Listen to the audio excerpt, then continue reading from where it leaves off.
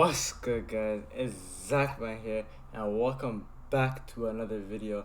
And today, I am here to give my thoughts on who the top 25 under 25 players are in the NBA. This could be potential wise and how good they are at the moment. Some snubs I have are John Collins, Robert Williams, and OG Anunoby. They could have made the list, but some players had to make the list for me. At 25, I have Josh Giddey. Josh Giddey was very promising this season, showing why the Thunder didn't make a bad choice going for him at number 6. And to me, the most important thing for me was how he stepped up and had a plethora of triple doubles and was just calmly taking over that number 1 ball handling option when Shea was briefly out. But I feel like his passing, size, and his potential as a whole to become a better player puts him on this list. At 24, I have Miles Bridges. Miles Bridges bet on himself this season, and early on, he could have been a legit candidate for MIP. If others didn't just play crazy this season, of course, right? He went from 12 points per game to 20 points per game and showed that he has a perennial all-star and is really in the future of some great fun basketball between him and LaMelo. At 23, I have Tyler Herro. Tyler Herro was a guy that was great in the bubble and kind of fell off in his second season, but this season he has been great, averaging 21 points per game on the number 1 seed coming off the bench, and he is the clear-cut winner for 6th Man of the Year. He showed that he is the future of this Miami team. At number 22, I have Jaylen Green. Jaylen Green was fairly disappointing in the beginning of his rookie season and could have easily not made this list if he continued at that rate, shooting poorly in the beginning of the season, but since the All-Star break, he has been a different beast, averaging an efficient 22 points per game and showing that he is indeed a bucket and the guy that the Rockets should be looking at going forward. At 21, I have Deandre Ayton.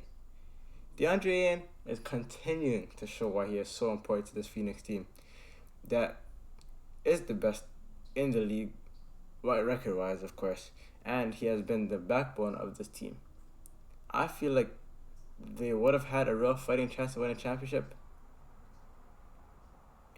if they really put their mind to it. At 20, I have Jarrett Allen. Jarrett Allen was an all-star this season at 23, and the Cavs were one of the best teams in the East until he got hurt and went down in the play-in, showing the impact that he has on his team. He has an elite lob threat and creating efficiency and insane defensive front court with Mobley.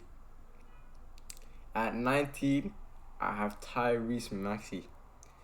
Maxey, in my opinion, is the second option on the Sixers team and showed that he was this playoffs, even when he scored 38 in his first playoff start against the Raptors. At 18, I have Jordan Poole.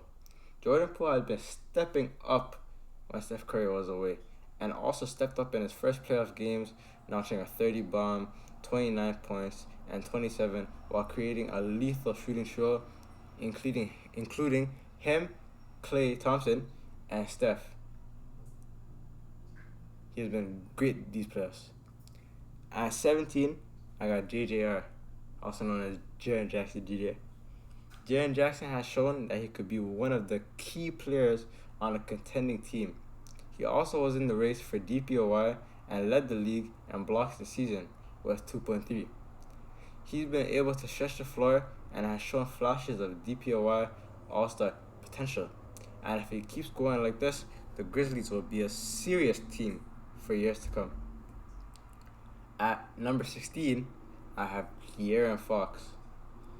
De'Aaron Fox has been a player who's been an all-star caliber player for multiple seasons, but has been jeopardized due to his team's success and the heavy guard spots in the West. He averaged 23 points per game and might make a push to the play-in next season with Sabonis, the top 4 pick, and the improvement from Davion Mitchell. At 14, I have Evan Mobley. Evan Mobley has been the best defensive prospect in a long time. And him and Jarrett Allen have been a monstrous duo in the front court. And with him being 20 and this good, there can really only be improvement to his game in the coming years.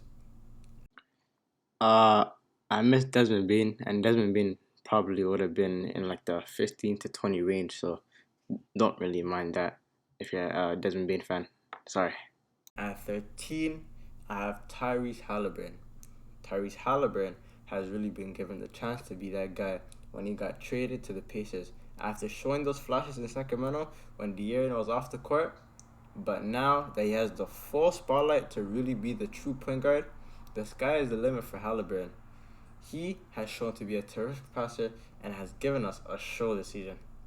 At 12, I have Brandon Ingram.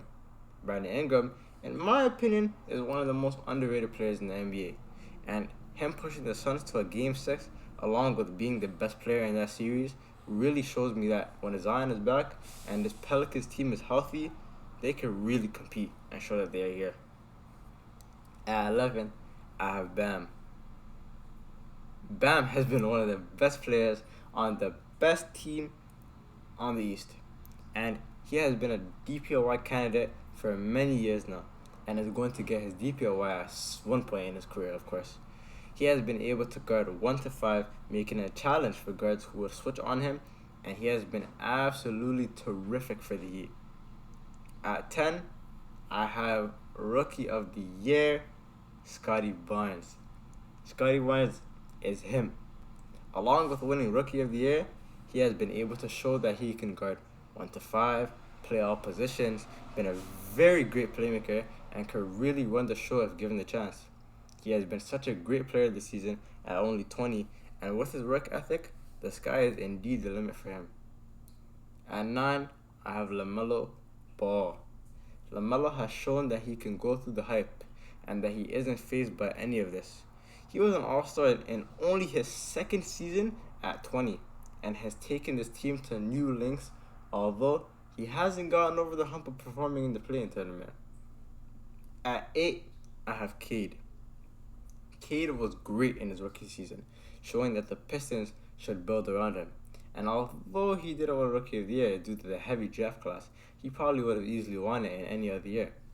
He is a player that can make his teammates better and really likes to slow the game down, and if they can get a start to pair him up in the draft, the Pistons can be dangerous. At 7, I have SGA. SGA has been leading the charge for OKC this season. At 23, dropping effortless 30 bombs and averaging 25 points per game, it won't be long until the Thunder start competing for the playoffs with all the great young players and draft capital that they hold at the moment. At 6, I have Darius Garland. And some people might say, oh, you have Darius Garland over LaMelo. I just think that Darius Garland is better than LaMelo. And I think that Darius Garland is like overall better than LaMelo, better passer in my opinion, and really everything. Not everything, but just better. Darius Garland has been the leading charge and was a serious candidate for most improved, and in my humble opinion, I think he should have won it. He was statistically the worst player in the league in his rookie season and is going to be a 22 points per game scorer and one of the best passers in the league. At 5, I have Anthony Edwards. The number 1 pick from the 2020 draft was this high for me because he was absolutely terrific this season in an emerging Timberwolves team and has also shown that he could be a superstar in the playoffs this season.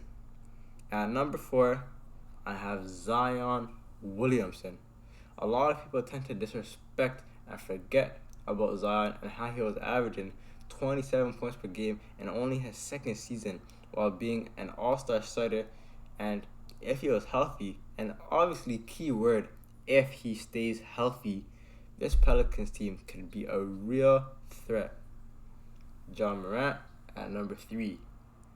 John Morant, arguably the most entertaining and scariest player, whoever you're talking to watch in the league. with his extreme explosiveness, and he has been ecstatic this season, along with the Grizzlies averaging a 27. As long with the Grizzlies absolutely being amazing this season. He has been averaging 27 points per game and has been an all-star starter this season, and even having a crazy 52-point game this season. At number 2, I have Trey Young.